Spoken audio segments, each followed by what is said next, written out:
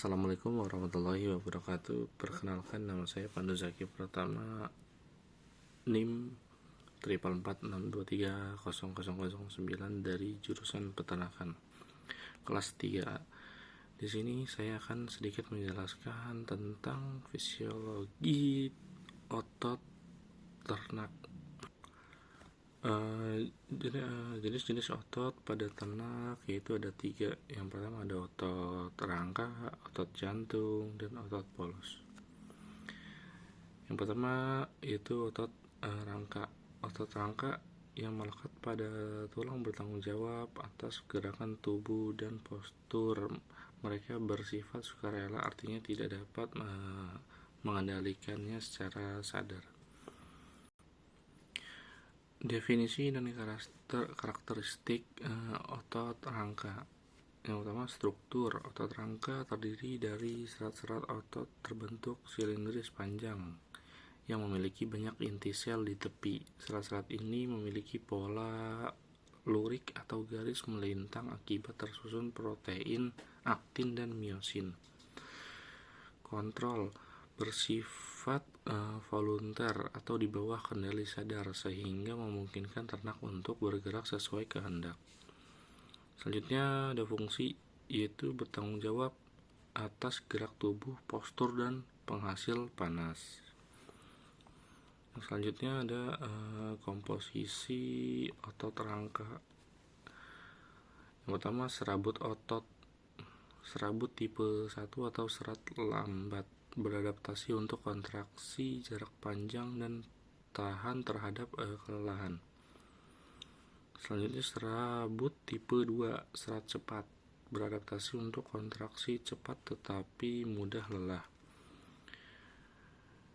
Yang kedua, miofibril, struktur utama yang berperan dalam kontraksi. Setiap miofibril mengandung sarkomer, yaitu unit kontraktir terkecil yang terdiri dari filamen tipis atau aktin dan filamen tebal atau miosin.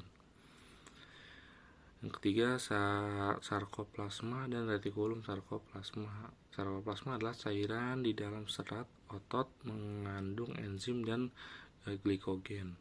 Retikulum sarkoplasma berperan dalam menyimpan dan melepaskan ion kalsium Ca2+ yang penting untuk kontraksi otot. Selanjutnya ada proses kontraksi pada otot rangka. Yang pertama yaitu mekanisme dikenal sebagai teori sliding filament. Kontraksi terjadi ketika filamen aktin dan miosin meluncur saling mendekat, memperpendek panjang sarkomer. Selanjutnya ada tahap kontraksi. Yang pertama, eksitasi impuls saraf dari sistem saraf pusat mencapai otot melalui motor neuron melepaskan asetilkolin di neuromuscular junction. Yang kedua, pelepasan ion Ca2+. Retikulum sarkoplasma melepaskan ion kalsium ke dalam sarkoplasma. Yang ketiga, pembentukan jembatan silang. Ion kalsium mengikat troponin menyebabkan tropomiosin bergerak sehingga situs aktif aktin terbuka. Miosin berkaitan dengan aktin membentuk jembatan silang. Yang keempat, kontraksi miosin. Kontraksi miosin menggunakan ATP untuk menarik filamen aktin ke arah tengah sarkomer. Dan yang terakhir, relaksasi. Ion kalsium dipompa kembali ke retikulum sarkoplasma dan otot kembali ke dalam semula. Selanjutnya ada metabolisme otot rangka. Yang pertama, glikolisis. Glikolisis adalah proses metabolisme yang terjadi di sitoplasma menghasilkan ATP dengan cepat tetapi dengan efisiensi rendah. Selanjutnya, fosforilasi oksidatif, yaitu proses metabolisme yang terjadi di mitokondria menghasilkan ATP secara lambat tetapi dengan efisiensi tinggi. Dan metabolisme otot rangka. Otot rangka memanfaatkan kedua jalur ini untuk menghasilkan ATP yang dibutuhkan oleh kontraksi otot. Yang selanjutnya yaitu otot jantung. Otot jantung hanya ditemukan di jantung. Ia bertanggung jawab untuk memompa darah ke seluruh tubuh dan bekerja secara tidak sadar. Struktur otot jantung memiliki pola lurik seperti otot rangka tetapi terbentuk bercabang dan memiliki satu atau dua inti di tengah. Kontrol bersifat involunter atau tidak di bawah kendali sadar. Fungsi otot jantung yaitu memompa darah ke seluruh tubuh. Untuk ciri-ciri khusus otot jantung yaitu diskus intercalaris. Struktur khusus yang menghubungkan sel-sel otot jantung memungkinkan penghantaran impuls listrik secara cepat antar sel. Yang kedua, kontraksi sinkron. Karena adanya diskus intercalaris, kontraksi otot jantung terjadi secara sinkron sehingga efisien dalam memompa darah. Dan yang terakhir, otomatisasi. Otot jantung memiliki kemampuan otomatis untuk menghasilkan impuls listrik yang diatur oleh nodus sinoatrial sebagai pemacu jantung. Selanjutnya, proses kerja otot jantung. Fase sistol.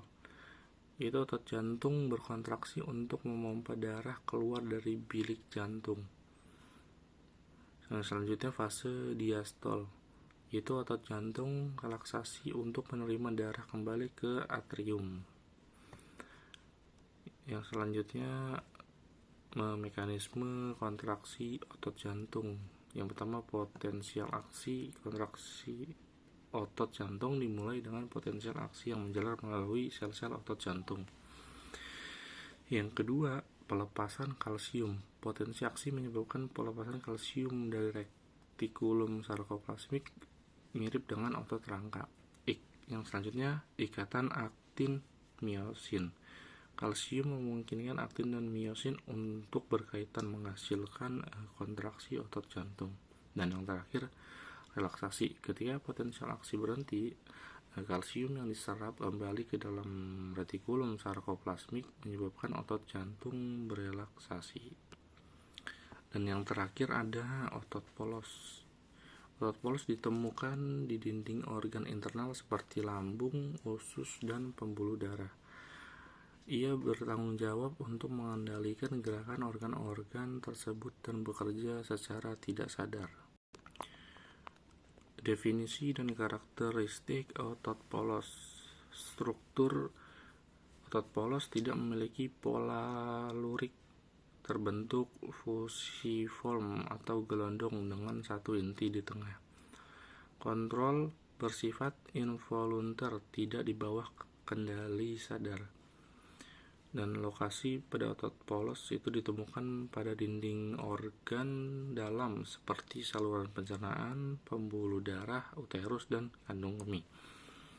Fungsi utama otot polos yaitu yang pertama peristaltik, yaitu menggerakkan makanan melalui saluran pencernaan. Yang kedua, vasokonstriksi dan vasodilatasi, mengatur diameter pembuluh darah untuk mengontrol aliran darah.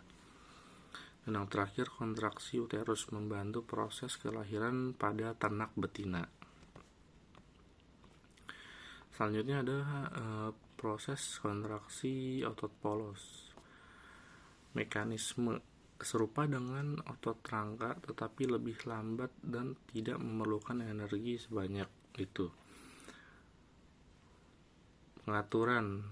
Yang pertama, pengaruh saraf otonom. Sistem saraf simpatis dan parasimpatis mengatur aktivitas otot polos. Beberapa hormon seperti oksidasi dan adrenalin dapat mempengaruhi kontraksi otot polos.